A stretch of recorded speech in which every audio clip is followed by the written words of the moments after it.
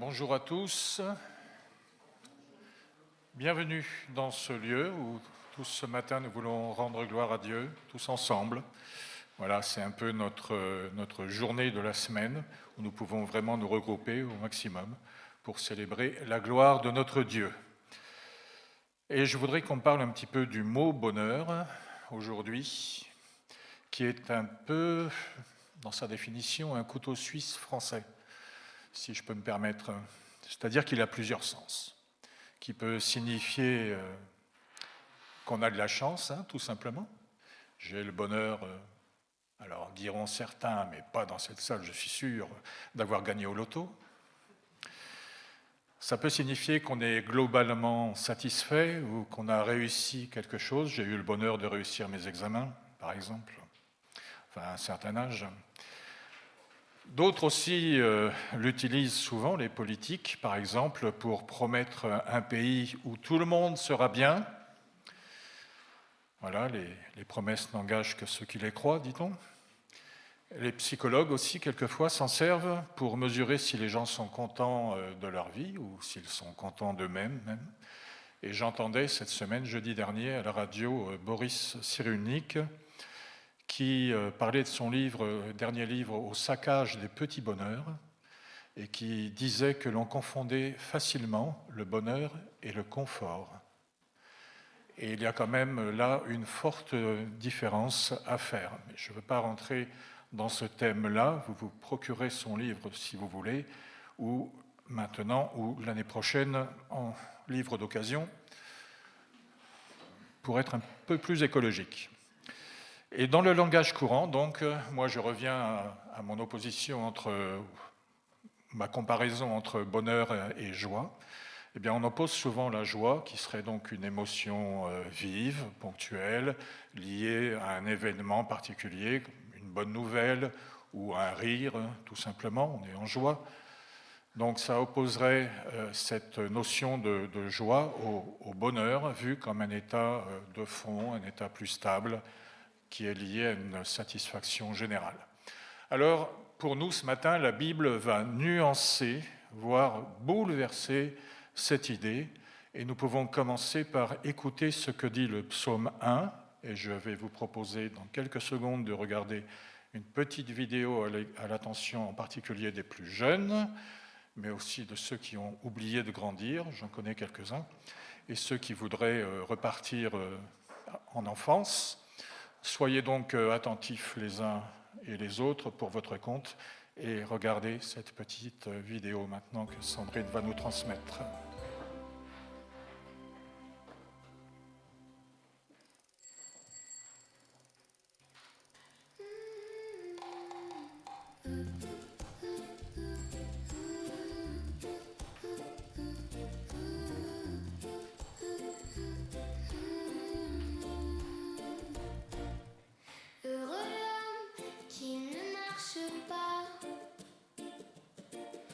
Selon le conseil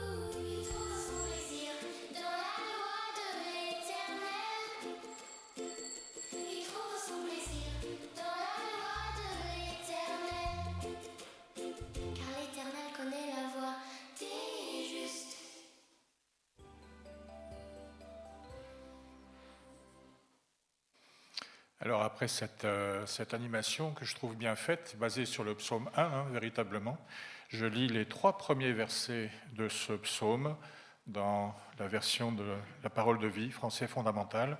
« Voici l'homme heureux, il n'écoute pas les conseils des gens mauvais, il ne suit pas l'exemple de ceux qui font le mal, il ne s'assoit pas avec les moqueurs. Au contraire, il aime l'enseignement du Seigneur et le redit jour et nuit dans son cœur. Comme un arbre planté au bord de l'eau, il donne ses fruits au bon moment et ses feuilles restent toujours vertes.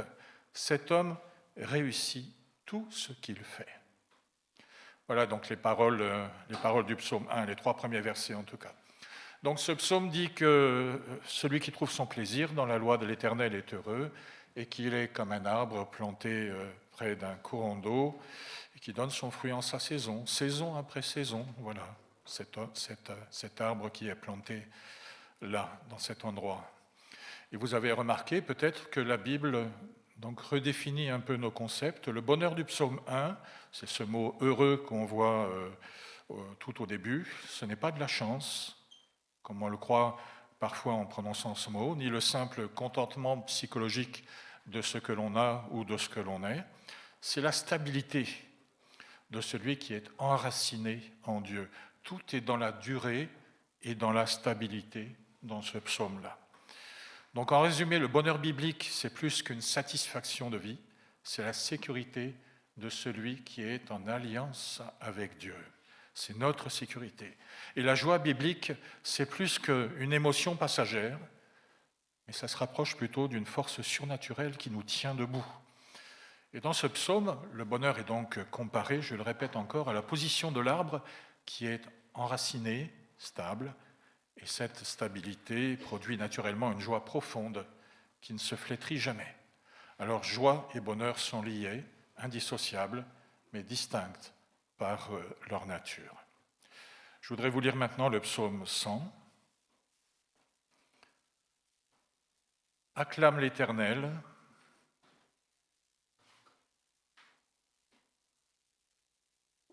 D'accord. Je suis un peu... Bon, je vais le lire sur l'écran comme ça, c'est vraiment très différent parce que moi j'ai la version Summer et là c'est la parole de vie, c'est la français fondamental.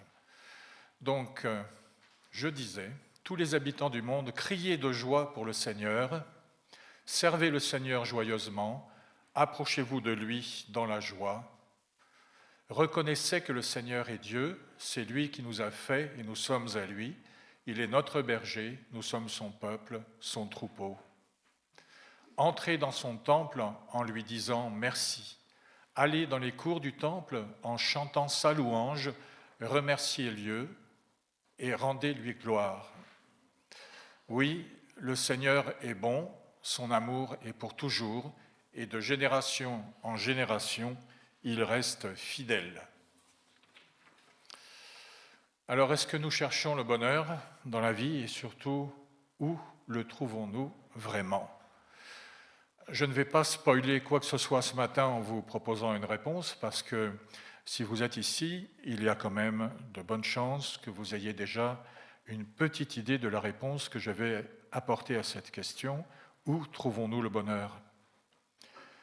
Et pour continuer, je vous propose de chanter un cantique qui exprime notre confiance et notre recherche active de Dieu. Et nous y découvrirons que le vrai bonheur est avant tout une relation, et plus particulièrement une relation avec lui, le Seigneur. Donc nous pouvons nous lever et nous chanterons ensemble « C'est vers toi que je me tourne ».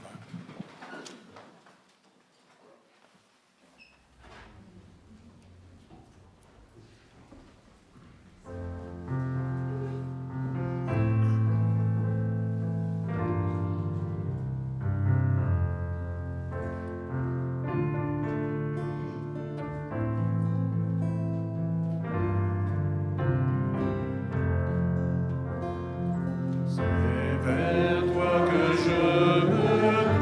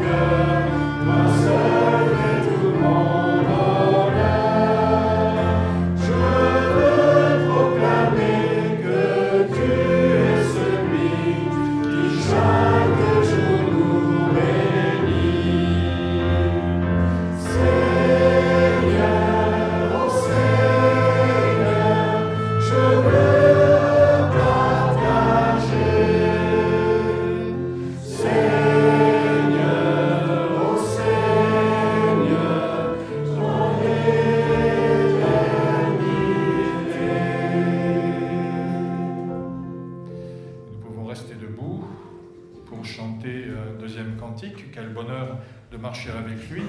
Nous allons rappeler la promesse du psaume 1 pour celui qui trouve son plaisir dans la parole de Dieu. Il est, nous dit le psalmiste, comme un arbre planté près d'un cours d'eau qui donne son fruit en son temps et dont le feuillage ne se flétrit pas, tout ce qu'il fait réussit. Alors chantons justement ce bonheur de marcher avec le Seigneur. Quel bonheur de marcher avec lui. Il conduira tous les pas de mon voyage ici-bas.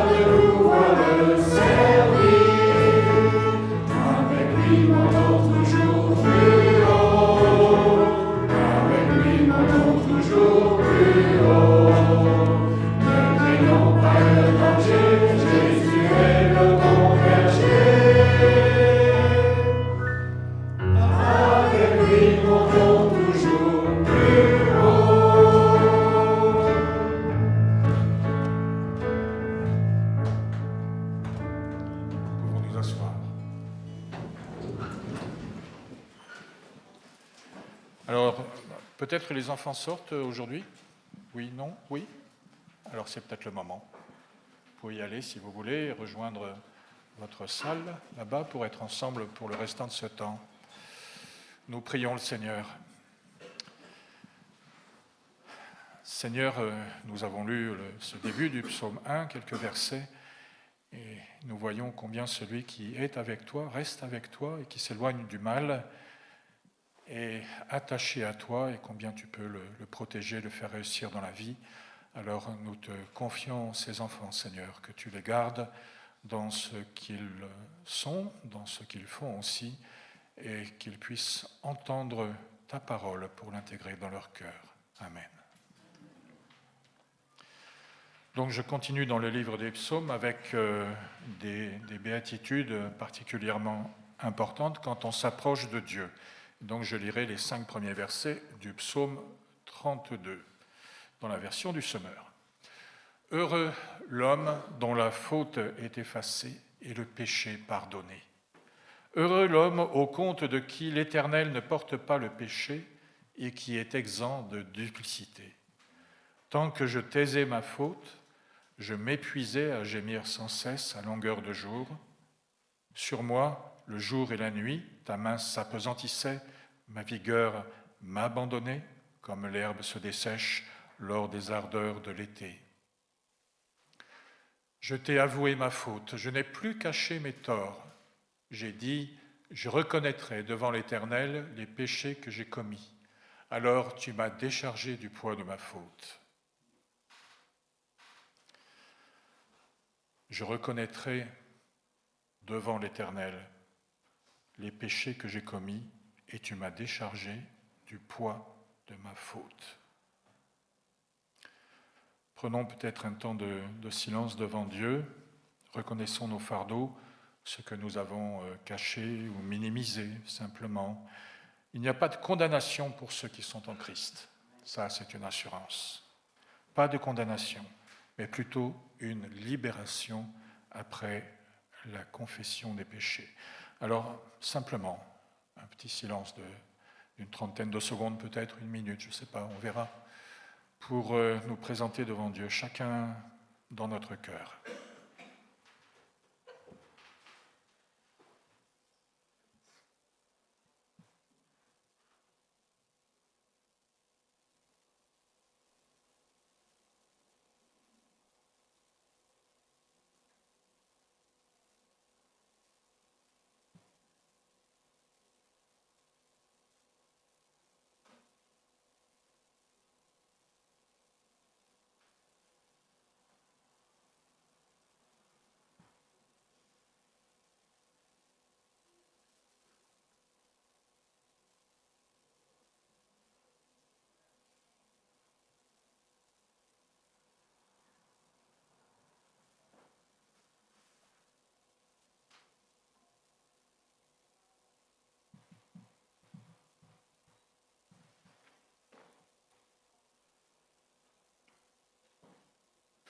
Seigneur, chacun, nous nous tournons vers toi et nous nous adressons à toi parce que nous savons que tu nous écoutes. Nous ne pouvons rien cacher devant toi, Seigneur, toutes choses sont connues pour toi. Et nous attendons ta grâce, Seigneur, qui pardonne nos torts, nos péchés, nos fautes. Nous avons peut-être commis des fautes par inadvertance, sans les vouloir, sans y penser. Nous n'en connaissons même pas l'existence, elles ne sont pas là dans notre conscience, mais même pour ces fautes-là, Seigneur, nous te demandons pardon. Ou bien nous avons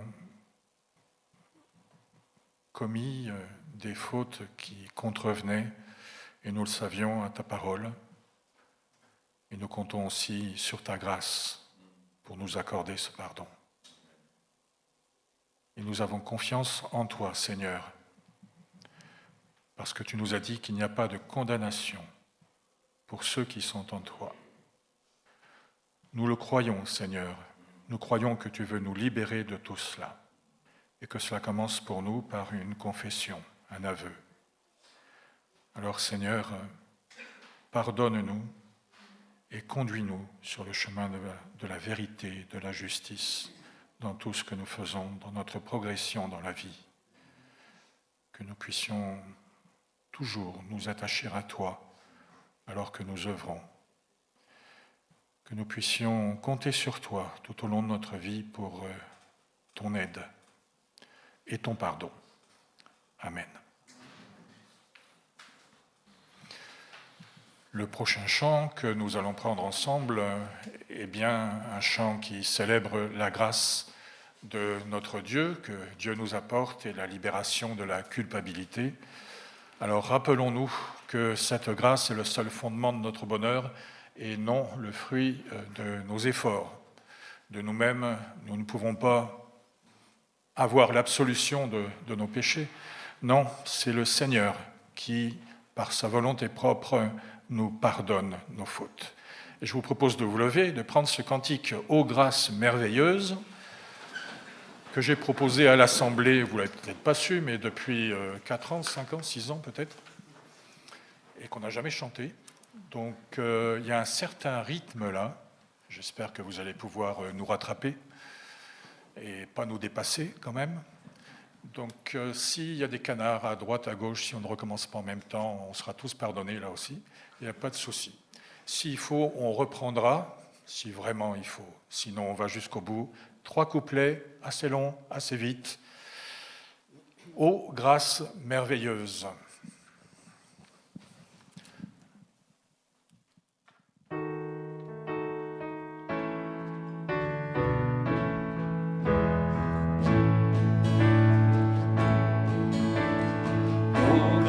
Merveilleuse,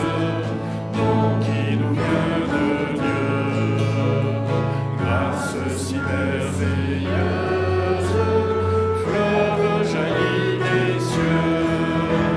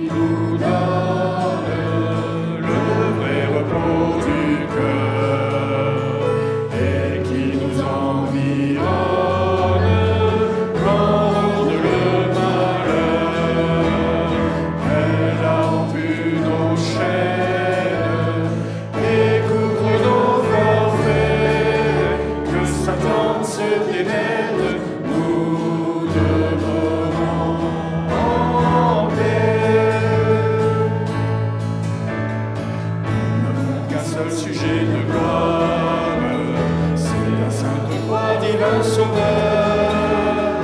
Ta grâce est puissante, toute suffisante, et ton sang nous rend plus que vainqueurs. Plus touchant que l'hymne des archanges, et le chant qu'entonnent les élus. Venez chrétiens qu'éclatent vos louanges, gloire à Jésus. Ce sont plus vaste que la mer, source dont les eaux vivent coulent en plein désert.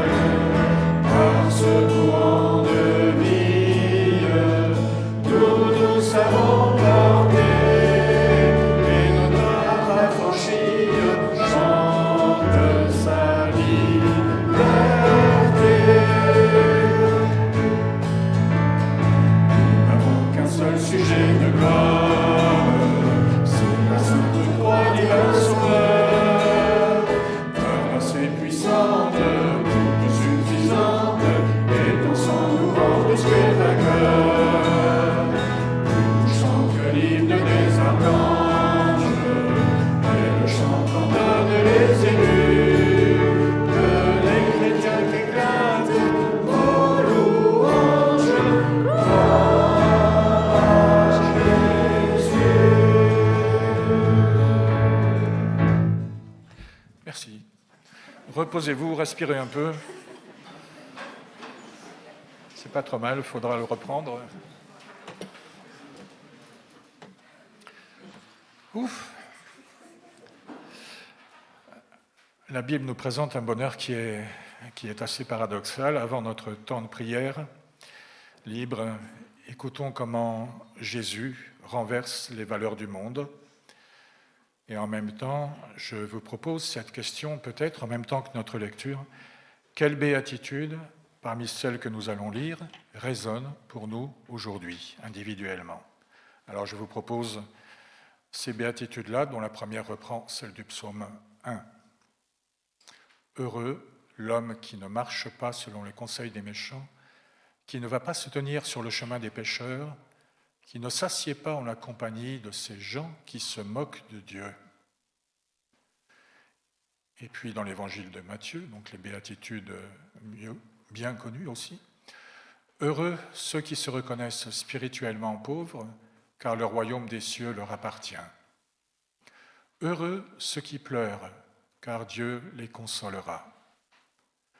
Heureux ceux qui sont doux, car Dieu leur donnera la terre en héritage. Heureux ceux qui ont faim et soif de justice, car ils seront rassasiés. Heureux ceux qui témoignent de la bonté, car Dieu sera bon pour eux. Heureux ceux dont le cœur est pur, car ils verront Dieu. Heureux ceux qui répandent autour d'eux la paix, car Dieu les reconnaîtra pour ses fils. Heureux ceux qui sont opprimés pour la justice, car le royaume des cieux leur appartient. Heureux serez-vous quand les hommes vous insulteront et vous persécuteront, lorsqu'ils répandront toutes sortes de calomnies sur votre compte à cause de moi. Nous pouvons prier maintenant chacun, élever notre voix vers le Seigneur ou rester simplement dans le silence, prier dans notre cœur comme vous le désirez.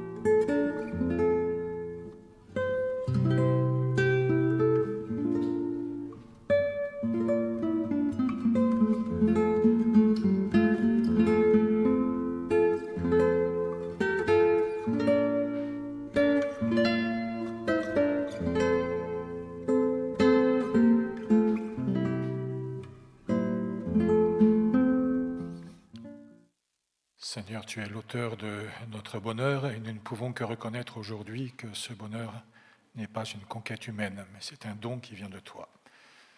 Merci d'avoir transformé notre vision. Notre bonheur n'est pas un objectif à atteindre par nos propres forces, ni une simple émotion qui serait liée à nos circonstances individuelles, mais c'est le fruit de ton esprit qui grandit en nous. Garde-nous de courir après les illusions du monde et permets-nous de demeurer en toi comme l'arbre près du cours d'eau. Et que cette joie profonde qui traverse les épreuves que nous pouvons connaître et qui défie toute notre logique soit notre force et notre témoignage auprès de ceux qui cherchent encore. Nous nous plaçons à nouveau entre tes mains dans les bons et dans les mauvais jours, sûrs que toi, qui as commencé cette bonne œuvre en nous, la rendras parfaite. Au nom de Jésus. Amen. Et la parole de Dieu au psaume 126, verset 5, nous dit « Qui sème dans les larmes moissonnera avec des cris de joie ». Et voilà une promesse de notre Seigneur en signe d'encouragement pour nous. Alors je vous proposerai de prendre un autre chant. Tu es l'auteur de mon bonheur. Et ensuite, j'inviterai Serge à venir sur l'estrade pour partager avec nous la parole de Dieu. Et puis, nous partagerons ensemble la communion, la Sainte Seine, conduite par Joël ce matin. Nous pouvons nous lever.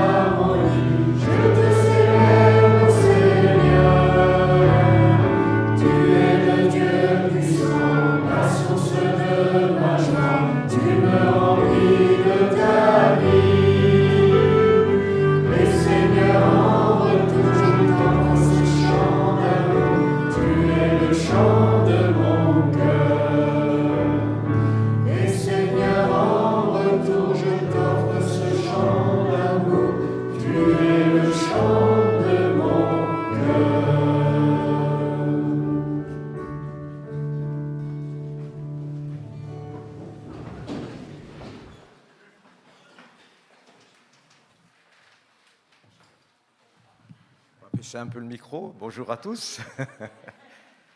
Voilà, je suis heureux d'être avec mon épouse Catherine, présent au milieu de vous aussi, et de partager avec vous ce matin ce culte. Alors, comme c'est la première fois que je vous visite, je vous découvre et en même temps aussi, j'aimerais me présenter pour que vous sachiez qui va vous adresser maintenant la parole du Seigneur. Je suis le pasteur Serge Renaud. Normalement, je suis en retraite, déjà depuis un certain temps, mais en fait, on est toujours actif dans le service de Dieu. J'ai connu le Seigneur en 1977, un an à peu près, 9 mois après mon mariage avec Catherine, qui est toujours là. On va fêter bientôt nos 50 ans de mariage, et ça fait donc bientôt 49 ans que nous avons découvert Jésus dans nos vies et que nous l'avons servi. J'ai servi Dieu dans les assemblées de Dieu de France, donc depuis maintenant le même nombre d'années pratiquement, dans plusieurs départements de France, d'abord dans la Meuse, tout d'abord dans les Ardennes, ensuite dans la Meuse, dans l'Aube, à Troyes. Ensuite, nous avons servi Dieu en famille au Mali, en Afrique de l'Ouest, pendant 10 ans. Ensuite, nous sommes rentrés en France à nouveau, dans la région de Loire-Atlantique, région nantaise, et nous sommes repartis tous les deux au Congo-Brazzaville pour 10 ans de mission à nouveau. Et nous sommes rentrés en 2021, et depuis 2022, nous sommes maintenant missionnaires à temps partiel, j'allais dire, puisque nous nous occupons de Bangui, la République centrafricaine, donc en Afrique centrale, un pays qui a beaucoup souffert de la guerre, pour ceux qui connaissent, et où il y a beaucoup de choses à reconstruire. Et notre travail consiste en 2 visites par an. Voilà, 2 fois par an, nous y allons pendant 1 mois pour accompagner les églises là-bas dans leur restructuration et surtout dans l'enseignement des serviteurs des églises, qui est un grand besoin dans toute la région d'ailleurs d'Afrique centrale. Donc je m'occupe en particulier d'accompagner le directeur de l'Institut pastoral que nous avons essayé d'accompagner pour qu'il donne vraiment des cours de bon niveau. Il faut savoir qu'au Congo, nous avons pu établir un institut pastoral là-bas, institut biblique théologique à Brazzaville, qui maintenant a son propre bâtiment avec 3 niveaux, qui accueille 60 étudiants. Et là, nous essayons de faire à peu près la même chose à Bangui. Donc, si je peux vous donner un sujet de prière, priez pour que Dieu envoie des missionnaires sur place, parce que c'est ça le grand besoin maintenant, sur place. Et nous, nous sommes maintenant à la retraite, donc on y va quand on peut. Voilà. Ce que je voulais vous dire, sinon je suis bien sûr papa, nous sommes papa de 3 enfants, qui nous ont donné maintenant 9 petits-enfants. Voilà, la famille s'est agrandie depuis. Merci à John qui a bien voulu m'inviter à partager ce matin avec vous la parole de Dieu. Et je vais vous poser cette question que Jésus a posée un jour. Si quelqu'un a soif, est-ce que quelqu'un a soif ce matin? Alors on va voir d'abord 4 textes en introduction de ce message qui va essayer de répondre à cette question, si quelqu'un a soif. La première lecture, je le ferai dans le psaume 42, versets 1 et 2. Alors j'ai choisi la Bible en français courant à cause de certains petits détails qui sont intéressants à souligner. Comme une biche soupire après l'eau du ruisseau, moi aussi, je soupire après toi, ô Dieu. J'ai soif de Dieu, du Dieu vivant. Quand pourrai-je enfin entrer dans son temple pour me présenter devant lui? Donc voici le premier texte où nous voyons ici le psalmiste, qui est un descendant de Corée, dire qu'il a soif de Dieu et d'un Dieu vivant. Et il va exprimer en fait déjà la réponse. Pourquoi il a soif? Eh bien parce qu'il n'a pas encore eu l'occasion d'entrer dans la présence de Dieu. Quand pourrai-je enfin, dit-il. Et puis ensuite, vous avez dans l'évangile de Jean, au chapitre 4, du verset 10 au verset 15, et je lirai surtout le verset 10 et les versets 13 à 15, où Jésus entame une conversation avec une femme en plein midi dans la région de Sichar, n'est-ce pas, Sichem, en Samarie. Et Jésus va demander de l'eau à cette femme, parce qu'il a soif, c'est tout à fait naturel. Et cette femme est étonnée, n'est-ce pas, qu'elle lui parle. Jésus lui répondit, « Si tu connaissais ce que Dieu donne, et qui est celui qui te donne à boire, c'est toi qui lui aurais demandé de l'eau, et il t'aurait donné de l'eau vive. » Alors elle s'étonne que Jésus lui propose de l'eau alors qu'il n'a pas de seau, alors qu'elle a justement amené quelque chose pour puiser au puits de Jacob. Et Jésus lui répondit au verset 13, « Quiconque boit de cette eau aura de nouveau soif, mais celui qui boira de l'eau que je lui donnerai n'aura plus jamais soif.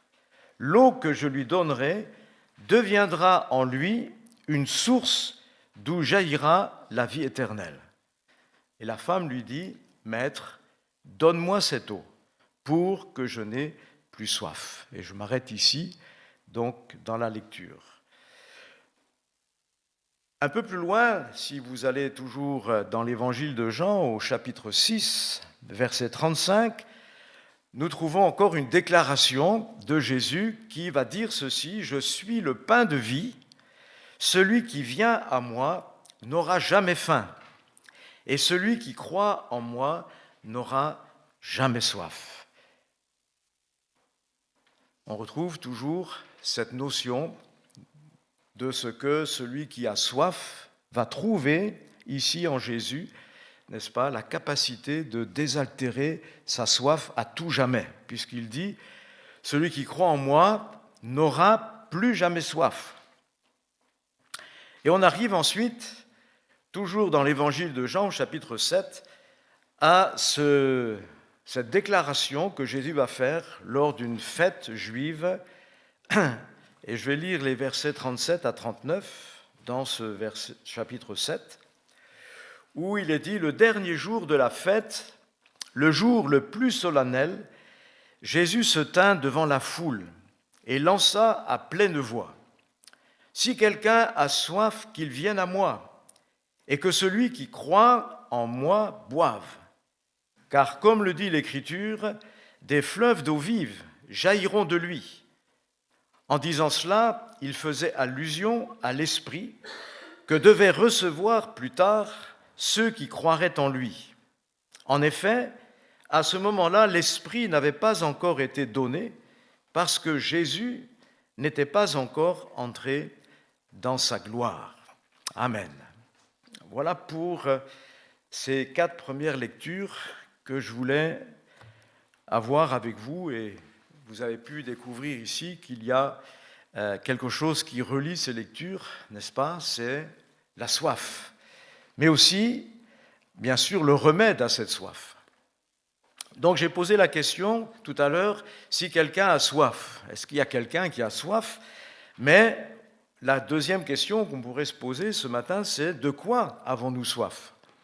Parce que là, on a vu qu'il y avait déjà 2 soifs différentes.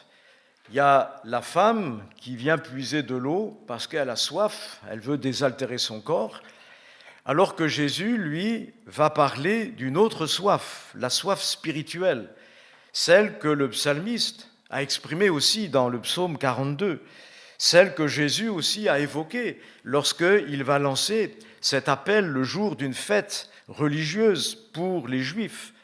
Si quelqu'un a soif, quelle soif nous avons? Jésus va parler d'une soif pour certaines choses qui ne sera jamais étanchée. Il l'a dit, si quelqu'un boit de cette eau, il aura toujours soif. Ça veut dire, tu auras beau boire autant que tu veux pour désaltérer cette soif, mais tu n'arriveras jamais à combler cette soif. Et cette soif, bien sûr, c'est celle qui vient des choses de ce monde. Nous savons, si nous aimons les choses que le monde propose, eh bien, il nous en faudra toujours plus et on ne sera jamais satisfait. J'ai bien aimé l'introduction faite par notre frère tout à l'heure pour parler du bonheur, de ce sentiment d'être heureux. Moi, je parlerai ici de plénitude, d'être accompli, d'être satisfait. Comme Jésus l'a dit, je suis venu donner la vie aux brebis, mais pas n'importe quelle vie. Il dit la vie en abondance. C'est cette notion-là, je crois, ce matin, que le Saint-Esprit veut nous interpeller, nous dire, mais est-ce que tu as vraiment la bonne soif? Nous savons, si nous voulons aimer les choses de ce monde, nous ne serons jamais satisfaits. Le monde ne pourra jamais nous combler pleinement de bonheur. Il y a bien sûr des choses qu'il nous faut utiliser. Il y a des joies qui sont naturelles, qui sont logiques, qu'on peut bien sûr aimer, la joie d'être en famille par exemple, lorsque j'ai la joie d'avoir mes enfants, mes petits-enfants et leurs épouses, etc., eh bien on est heureux. Mais cette joie, elle ne dure pas, parce que très vite, ils s'en vont et ils retournent à leurs occupations. Toute chose a des limites sur cette terre. Et donc, on aura encore soif. On est content quand ils partent, parce que ça nous fait un peu de soulagement, n'est-ce pas? Mais peut-être un mois après, 2 mois après, à nouveau, on éprouve ce besoin d'entendre leur voix et de parler avec eux au téléphone, avec les nouvelles applications. Jésus a dit, quiconque boit uniquement de cette eau aura de nouveau soif. Ce n'est pas là qu'on va trouver vraiment le plein épanouissement. Mon épouse raconte toujours dans son témoignage que lorsque elle m'a vu un jour et qu'on s'est rencontrés, n'est-ce pas, elle a cru trouver le bonheur à travers un mari. Eh ben oui, mais elle a découvert très rapidement, une fois le mariage fait, que ce n'est pas là qu'est le bonheur. Et heureusement, Dieu est venu dans notre famille, n'est-ce pas, nous rencontrer pour que nous trouvions ce bonheur en lui.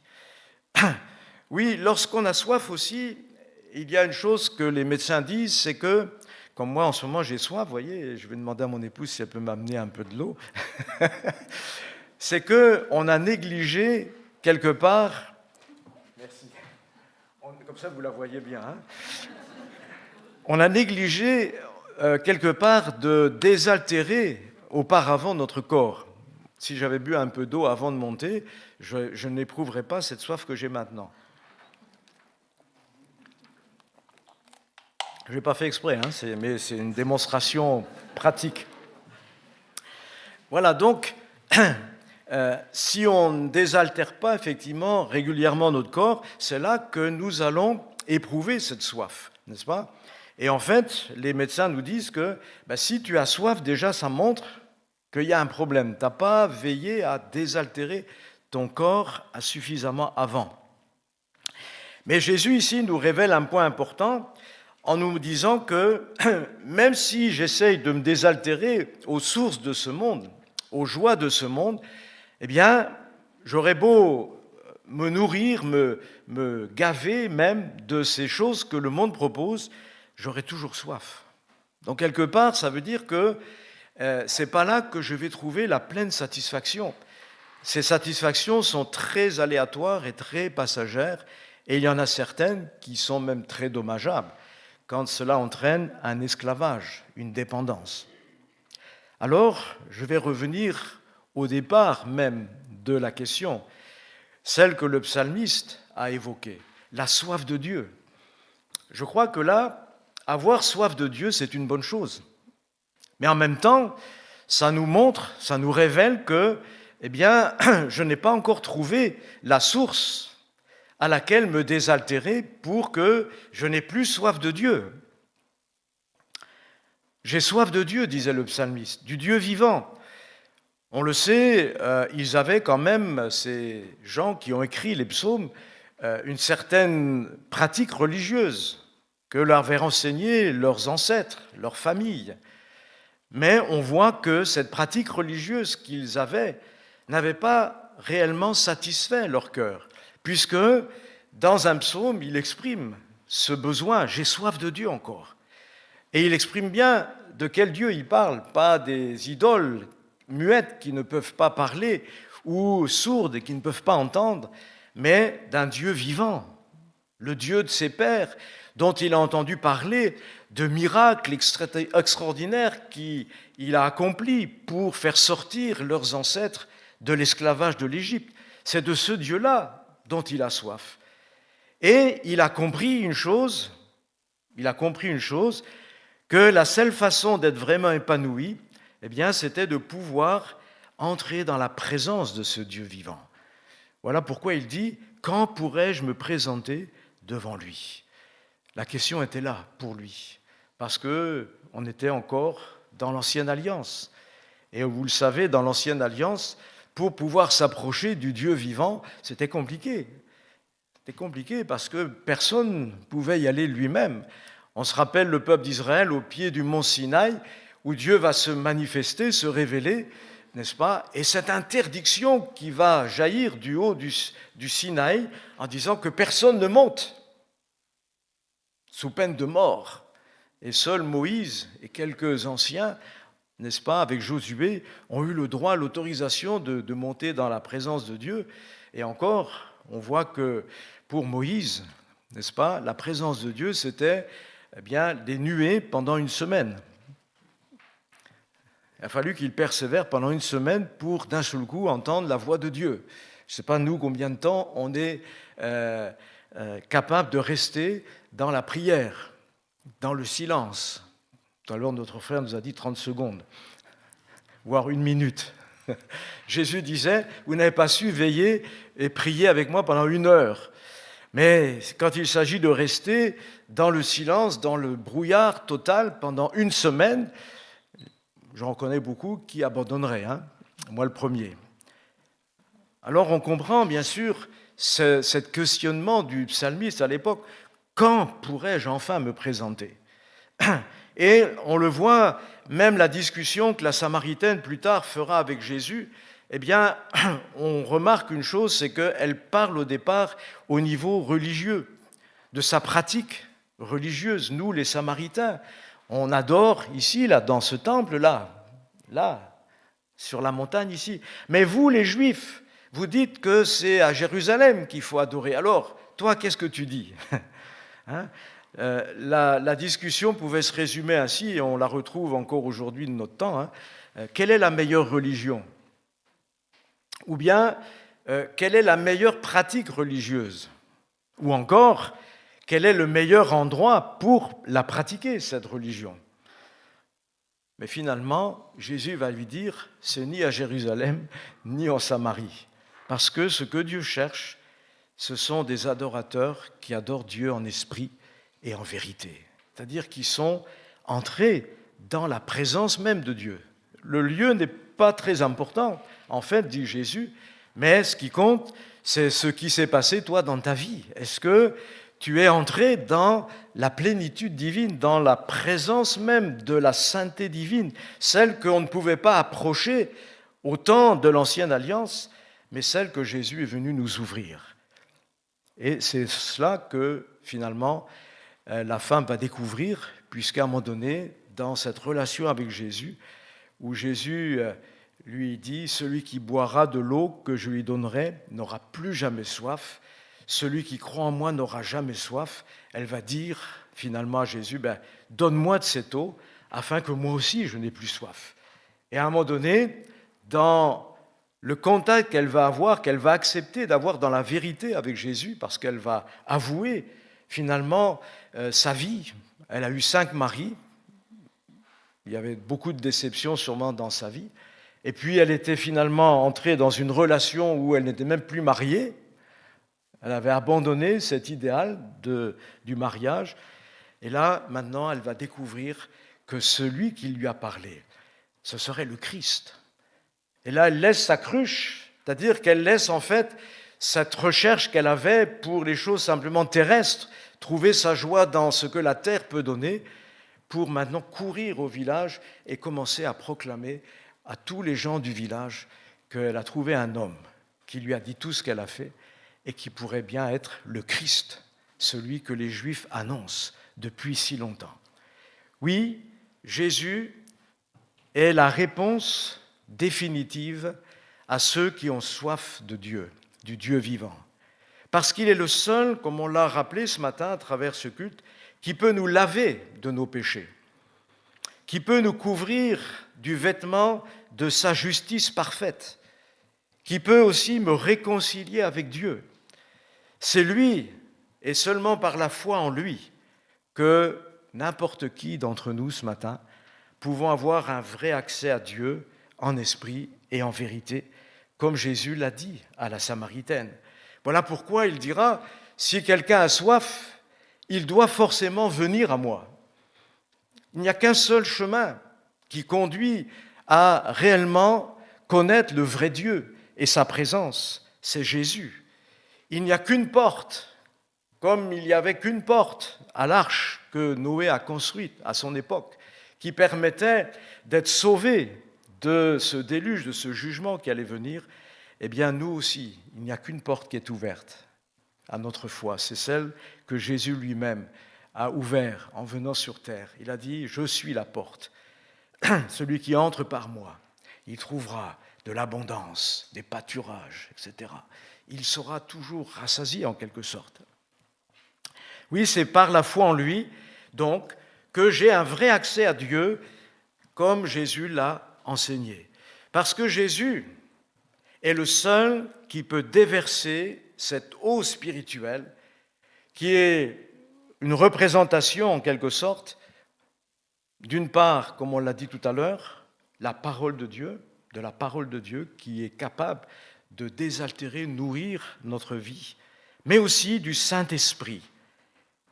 Cet esprit que Dieu a voulu communiquer aussi à ceux qui croiraient en Jésus, afin que nous vivions une plénitude constante.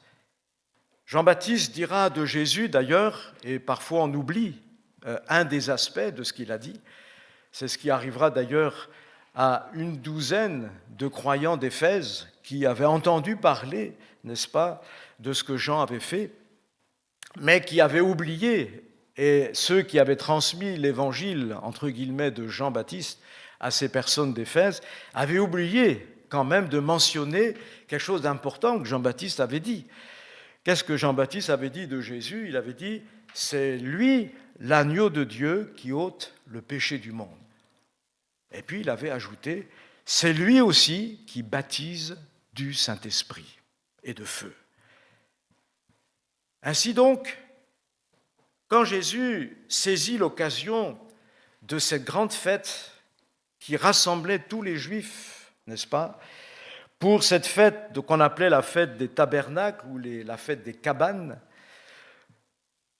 Jésus va saisir l'occasion du 8e jour, c'est-à-dire le dernier jour de cette fête. Si vous lisez le contexte, vous verrez que un peu avant, il a discuté avec ses frères dans la chair, et il leur a dit, lui ont posé la question, tu ne montes pas, toi, à la fête? Et il leur a dit, vous pouvez y monter, parce que c'est toujours le temps pour vous d'y aller. Moi, j'y monterai peut-être.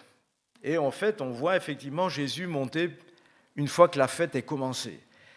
Et puis, arrivé au dernier jour, là, il va s'adresser maintenant à cette foule. Qu'est-ce qui se passait pendant ces jours de la fête des tabernacles au moment de notre texte dans les Écritures? Eh bien, en fait, le peuple était invité chaque jour à se rendre en procession à la source de Siloé. Cette source de Siloé, le prêtre arrivait avec une cruche et il remplissait cette cruche qu'il apportait ensuite au temple de Jérusalem et il versait le contenu de cette cruche sur le sol près de l'autel. Pourquoi est-ce qu'il faisait ça? Eh bien, en fait, parce qu'ils avaient cette attente des promesses qui étaient faites dans l'Ancien Testament, notamment dans le prophète Ézéchiel, au chapitre 47, vous pourrez lire ça chez vous, où il est parlé d'une source d'eau qui allait jaillir, n'est-ce pas, un jour du temple de Jérusalem et assainir même jusqu'à la mer Morte et produire du fruit partout où cette source allait couler. Et le dernier jour de la fête, l'eau que le prêtre répandait était plus abondante que les autres jours, parce que, eh bien, on s'attendait toujours plus à ce que cette eau arrive finalement. Mais tout cela n'était que des symboles d'une réalité qu'ils ignoraient. Et là, Jésus va utiliser ce dernier jour pour dire, si quelqu'un a soif, c'est-à-dire si vous voulez vraiment vivre maintenant, dès maintenant, cette promesse qui est faite là dans ce prophète Ézéchiel, eh bien, c'est possible. Vous n'êtes pas obligé d'attendre plus. Si quelqu'un a soif, qu'il vienne à moi. Et que celui qui croit en moi boive. Car, comme le dit l'Écriture, des fleuves d'eau vive jailliront de lui. Ici, la Bible Sommer propose une autre traduction que celle que nous avons habituellement, et montrant ainsi que le sein duquel sort cette eau, ce n'est pas le nôtre, mais c'est celui de Jésus d'abord. C'est de Jésus lui-même que viendra cette eau vive. Mais pour cela, dit-il, il faut vraiment croire en lui. En disant cela, le Saint-Esprit nous met dans l'Écriture que Jésus faisait allusion à l'Esprit que devaient recevoir plus tard ceux qui croiraient en lui. Pourquoi plus tard ? Eh bien parce qu'il fallait d'abord, dit le texte ensuite, que Jésus soit glorifié, c'est-à-dire qu'il remonte dans le ciel et soit intronisé à nouveau à la droite de Dieu comme Seigneur des seigneurs, Roi des rois, ayant reçu tout pouvoir dans le ciel et sur la terre. Et voyez cette offre que Jésus a faite à l'époque, qui était une promesse qui devait s'accomplir dans quelque temps pour les moments, puisque Jésus devait être glorifié d'abord. Mais maintenant, cette offre, elle est accomplie pour chacun de nous ce matin. L'offre de Jésus tient toujours. La question, c'est, ai-je vraiment soif de Dieu, du Dieu vivant ? Ah oui, parce que, comme l'a rappelé notre frère au début, rencontrer le vrai Dieu, ça va nous interpeller, ça va nous faire bouger les lignes. Quand on veut rencontrer le Dieu saint, le vrai Dieu, ça nous oblige à reconnaître aussi notre péché, à reconnaître nos manquements, à reconnaître nos failles, ce que nous avons manqué. Nous sommes remis en question devant le Dieu saint. La sainteté de Dieu obligera Moïse à se déchausser devant le buisson ardent. Et plus tard, Josué devra connaître la même chose. Et nous aussi, on va devoir sortir peut-être de certaines choses établies dans notre façon de pratiquer notre culte. Ai-je soif de Dieu, du Dieu vivant ? Ou bien, est-ce que je me contente d'une religion traditionnelle avec simplement les symboles ? Vous avez vu aujourd'hui, dans beaucoup de religions dites chrétiennes, c'est surtout les symboles qui ont pris la place. Mais où est le Dieu vivant ? Et puis l'autre question qui est importante à se poser, c'est est-ce que je crois vraiment en Jésus, celui des Écritures ? On le sait, je ne vais pas vous l'apprendre, dans la grande famille du christianisme, on trouve un peu de toutes les étapes. Vous en avez qui se sont arrêtés à la crèche. Ils voient Jésus, le petit bébé, n'est-ce pas, qu'on met dans la crèche, là, le jour de Noël, et puis on s'est arrêté là. Mais ce bébé-là ne peut pas nous sauver. Ce bébé-là ne peut pas nous combler.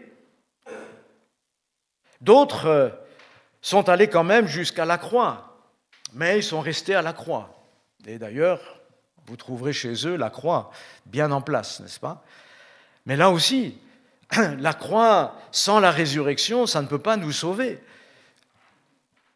L'apôtre Paul dira, si je ne crois pas que Jésus est ressuscité, ma foi est vaine, même si je crois que Jésus est mort pour mes péchés.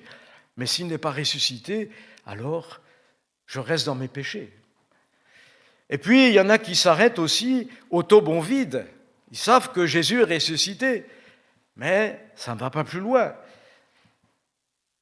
Et puis, il y a encore ceux qui s'arrêtent là, béatement, j'allais dire, en train de regarder vers le ciel et de contempler, n'est-ce pas, en attendant que Jésus redescende du ciel, mais qui n'ont pas compris quelque chose d'important, c'est quand Jésus est monté au ciel, il s'est assis sur le trône de son Père.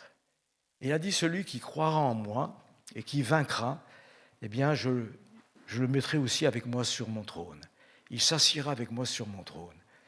La glorification de notre Seigneur est un élément important dans la foi chrétienne. Parce que c'est à partir du moment où Jésus va être glorifié, assis à la droite du Père, qu'il va recevoir, dira Pierre, le jour de la Pentecôte juive, une autre fête qui viendra plus tard, qu'il va recevoir du Père le Saint-Esprit promis et va le répandre ensuite sur son Église le jour de la Pentecôte. Et là, ceux qui étaient là dans l'attente à l'époque, parce qu'il fallait attendre encore que Jésus soit glorifié et qu'il envoie le Saint-Esprit, eh bien, après 10 jours d'attente, vont être maintenant désaltérés, remplis de l'Esprit de Dieu, vont être immergés dans l'Esprit de Dieu.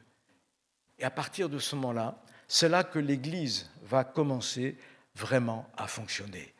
C'est le jour où on fêtait le début, n'est-ce pas, des récoltes avec les moissons, que va commencer aussi la moisson du monde à travers l'évangélisation que les apôtres et l'Église primitive vont commencer.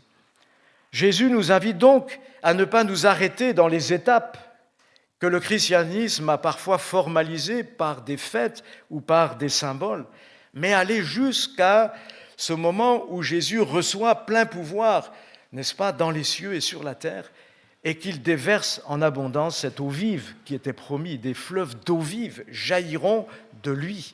Il fallait que Jésus aille jusqu'à ce trône divin. Le trône de la grâce qui aujourd'hui est ouvert à quiconque a besoin pour être secouru dans tous ses besoins, dit la Bible. Nous pouvons nous approcher de lui. Donc, recevoir la plénitude de vie abondante que Jésus a promise à ceux qui croiraient en lui.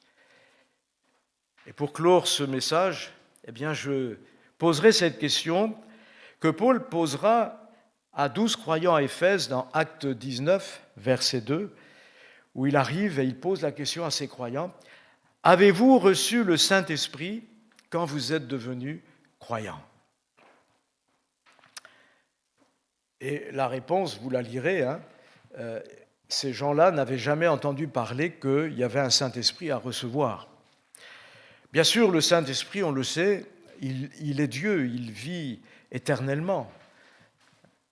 Mais quand on dit recevoir le Saint-Esprit, c'est une dispensation nouvelle que Jésus est venu apporter dans la nouvelle alliance, où chacun des croyants va non seulement goûter à ce que le Saint-Esprit est capable de faire dans la vie des croyants, la nouvelle naissance, les miracles que Dieu peut opérer par son esprit dans la vie des gens, quand on prie Dieu pour les malades, par exemple, Dieu est capable de guérir les malades.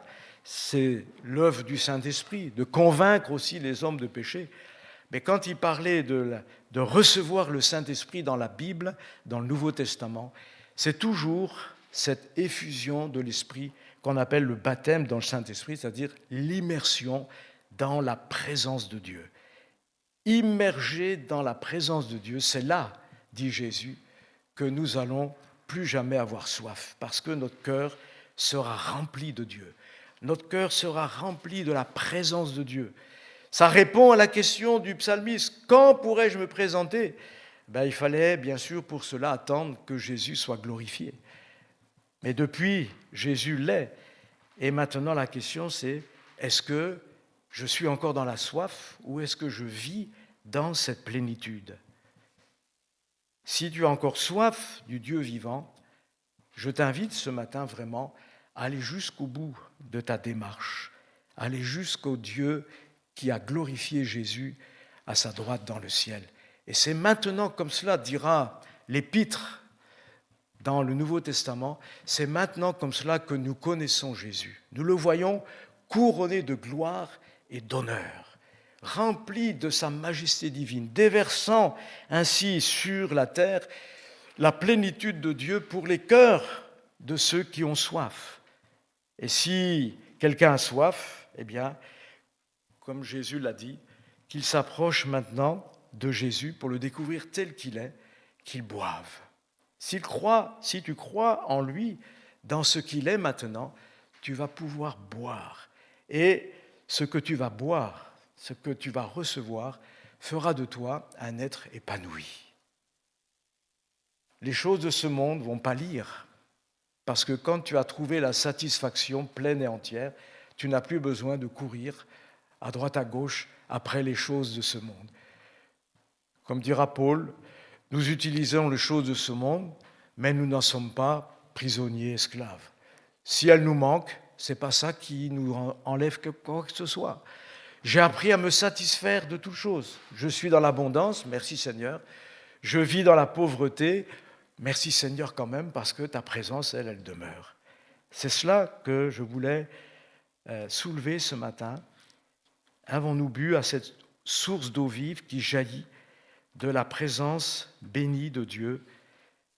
Sommes-nous confiants en Jésus pour boire à longs traits l'Esprit Saint qu'il a envoyé à la Pentecôte historique à Jérusalem.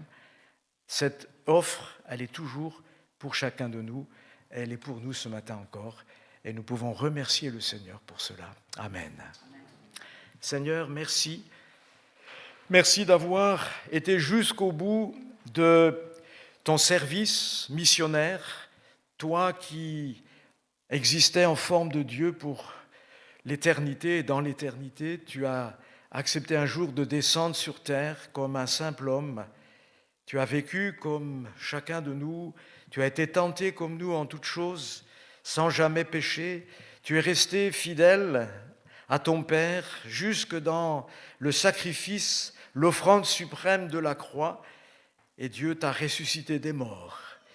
Et au temps marqué, t'a appelé à le rejoindre dans la gloire.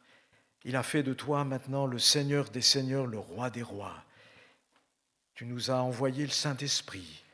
Et c'est pourquoi maintenant nous pouvons vraiment vivre épanouis dans ta présence, comblés maintenant de cette puissance qui vient d'en haut. Bénis chacun de mes frères et sœurs ce matin, Seigneur, dans ce lieu. Et si tu trouves quelqu'un dans ce lieu qui a réellement soif encore de ce Dieu vivant, alors je prie que tu le combles, Seigneur.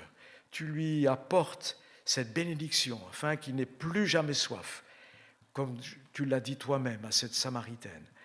Merci, Seigneur, de nous combler jour après jour ainsi de ta présence. Amen. Que le Seigneur vous bénisse.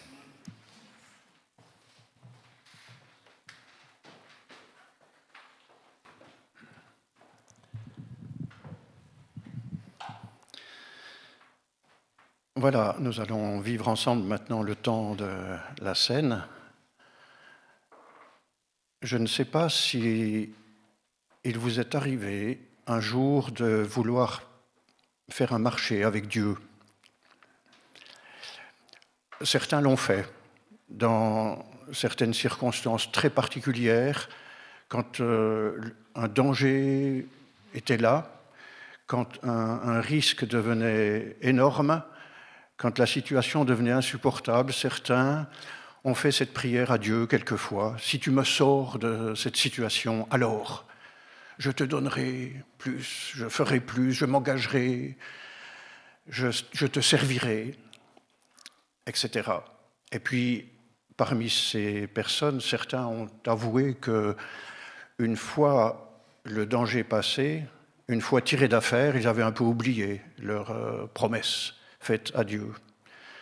Le marché n'avait pas été vraiment respecté. Alors, sans aller jusque-là, je pense que nous sommes tous, qu'on le veuille ou non, nous sommes tous un peu habités par cette sorte de logique de marché.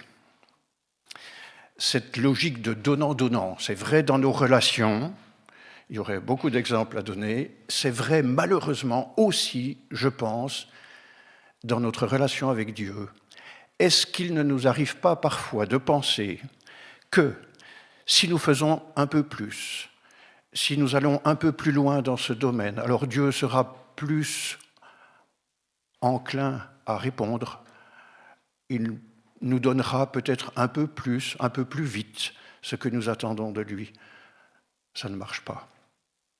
Ça ne marche pas. Ce n'est pas comme ça que les choses fonctionnent dans notre relation avec Dieu. Et je crois que le temps de la scène est un moment privilégié dans notre culte où on peut ensemble reprendre conscience de cette vérité absolument fondamentale. Tout ce que nous avons reçu de Dieu, le salut en Jésus-Christ, le pardon de nos fautes, la vie éternelle, cette vie pour toujours, qui ne finira jamais, nous l'avons reçu absolument gratuitement. Il n'y a rien, personne ici ne peut espérer pouvoir faire quelque chose, quoi que ce soit, qui puisse lui permettre d'obtenir la plus petite parcelle de la grâce de Dieu. Rien ne vient de nous. Tout est cadeau absolument gratuit. Et ça, c'est dans ce moment, maintenant, que nous voulons nous rappeler en particulier cette vérité. Les seuls éléments qui nous ont obtenu le cadeau de Dieu, la seule réalité qui nous a obtenu le salut de Dieu, ce sont le corps et le sang du Seigneur. Ce corps qui a été offert volontairement, ce corps qui a été meurtri, ce sang qui a coulé, c'est ça qui nous a obtenu pour toujours le pardon de nos péchés et le salut pour l'éternité. Alors, simplement, je crois que c'est dans cet esprit que nous pouvons prendre ces éléments maintenant. Ils vont être distribués, le pain, et puis le vin, le jus de raisin, et j'invite chacun à repenser à cette parfaite gratuité de notre Dieu. Nous n'avons rien de notre côté que nous puissions apporter pour recevoir. Nous avons tout reçu. Il a tout accompli. Vous savez, je pense que on va peut-être le chanter tout à l'heure, je crois, mais il y a un chant qui dit qu'il s'agit de l'offrande, que nous apportons à Dieu ce que nous avons de meilleur. C'est vrai, pour l'offrande, c'est bien. Mais pour le reste, ce qui est extraordinaire avec Dieu, c'est que nous pouvons aussi lui apporter le moins bon. Je vais aller jusqu'à dire, par la grâce de Dieu, je peux aussi lui apporter ce que j'ai de pire. Je peux tout apporter au Seigneur, tout. Encore ce qui est tellement flagrant de mon péché, ce qui est tellement les preuves de ma faiblesse, de mes doutes, de mon indignité, de ma difficulté à croire, à honorer Dieu, tout ça, je peux aussi l'apporter. Parce que ça, pour ça, il a payé le prix. Tel que je suis, sans rien à moi, sinon ton sang versé pour moi, et ta voix qui m'appelle à toi, agneau de Dieu, je viens.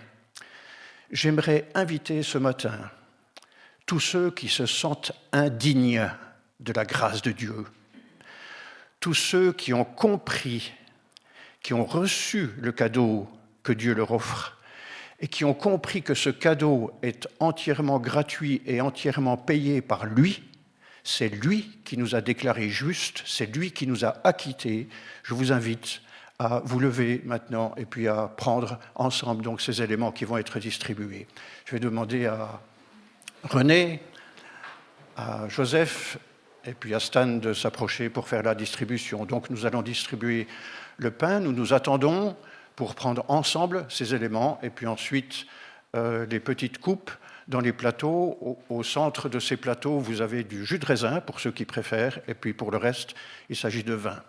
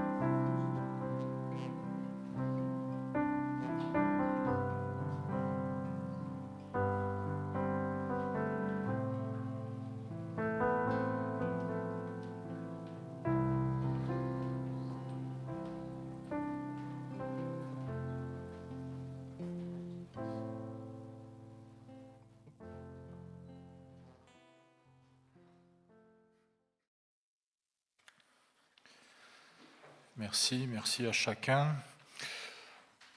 Vient le temps des offrandes. Maintenant, et dans le texte très court, un seul verset que je vais lire, Paul écrit, c'est vrai, dans des circonstances particulières, et vous retrouvez ce qui le motive à écrire cela, donc dans 1 Corinthiens 16, que je voulais maintenant, le verset 2, et puis aussi dans Romains 15, si vous voulez voir plus loin quelles sont les origines de sa demande. Que chacun de vous, le premier jour de la semaine, mette à part chez lui ce qu'il pourra selon ses moyens, afin qu'on n'attende pas mon arrivée pour faire les collectes. Alors nous sommes encore dans le sujet quelque part, parce que mettre à part, c'est avant tout un acte de mémoire et de confiance dans le Seigneur. C'est reconnaître que tout ce que nous possédons jaillit de la main de Dieu, et comme l'arbre du psaume 1, solidement enraciné près du torrent, du courant d'eau, nous affirmons aussi par ce geste que Dieu est notre unique source de vie. Quant à l'expression que Paul mentionne là, que chacun mette à part selon ses moyens, ce qu'il pourra selon ses moyens, eh bien, elle nous libère de toute pression. Dieu ne pèse pas le montant de notre don, ils sont de la joie de notre cœur, donc qu'il soit modeste ou généreux, ce qui compte, c'est l'élan qui nous pousse à soutenir notre famille spirituelle et l'œuvre de Dieu ici ou ailleurs, et à devenir à notre tour un canal de bénédiction pour ceux qui sont encore en recherche. Alors nous pouvons accomplir ce geste par un don manuel ici même, ou en prenant contact avec Lucie qui est parmi nous ce matin. Je pense qu'on va passer directement aux annonces. Si tu peux, voilà, c'est là devant vos yeux. Donc lundi 20 avril, groupe de maison à Beaumont. C'est ça ou c'est pas ça? Ça a changé? C'est bon?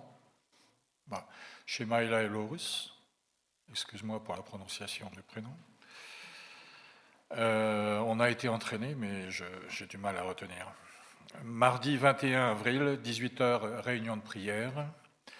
Jeudi 23 avril, 14h, études bibliques. 15h15, ici même, donc un cours d'anglais. 20h, études bibliques à Prigorieux chez Stan et Adriana. 20h, groupe de louanges à Roumagne chez Evelyne et Jackie. Vendredi 24 avril, groupe de maison à Moulédier chez Hélène et Jean-Patrick. Chez Anne. Tiens.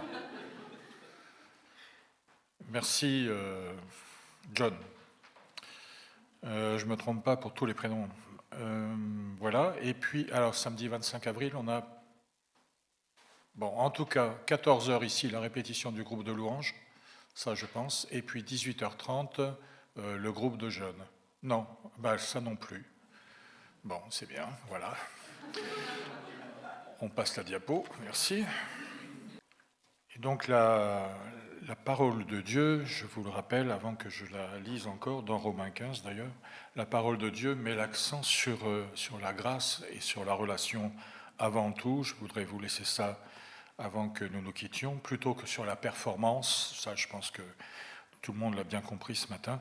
Et donc les chants et les paroles que nous avons pris ensemble ont constamment rappelé que Dieu est la source, il est l'auteur de notre bonheur, il est l'amour personnifié qui fait qu'aujourd'hui, nous pouvons vivre dans le bonheur même sur la terre. Enfin, même sur la terre. On ne va pas ailleurs, alors on ne va pas le vivre ailleurs de toute façon, mais sur la terre malgré ce qui se passe. Voilà. Donc ça retire en tout cas de nos épaules le poids d'une recherche du bonheur, je crois. La gloire revient à Dieu qui est source de notre joie. Et je voudrais vous laisser avec ce verset, donc de Romains 15, verset 13. Que le Dieu de l'espérance vous comble de toute joie et de sa paix par votre confiance en lui. Ainsi, votre cœur débordera d'espérance par la puissance du Saint-Esprit. Amen. Et je vous propose de prendre le dernier cantique ce matin. Donc je chanterai gloire, qui est un cantique auquel je crois faisait allusion Joël il y a quelques instants.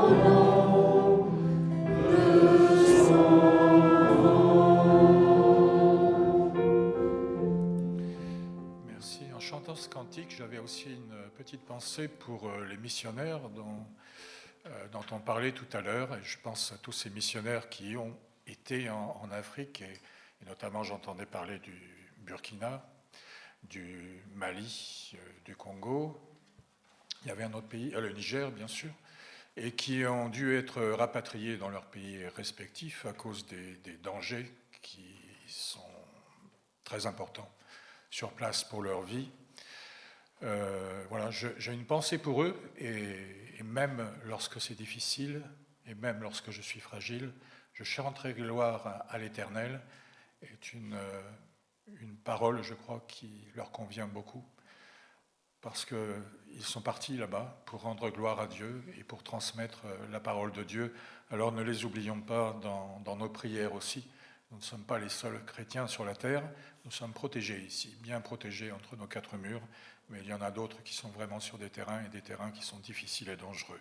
Alors pensons à eux pendant toute notre semaine, et même après d'ailleurs, hein, ne nous gênons pas, et puis nous nous retrouverons éventuellement dimanche prochain pour célébrer Dieu. Bon dimanche à tous.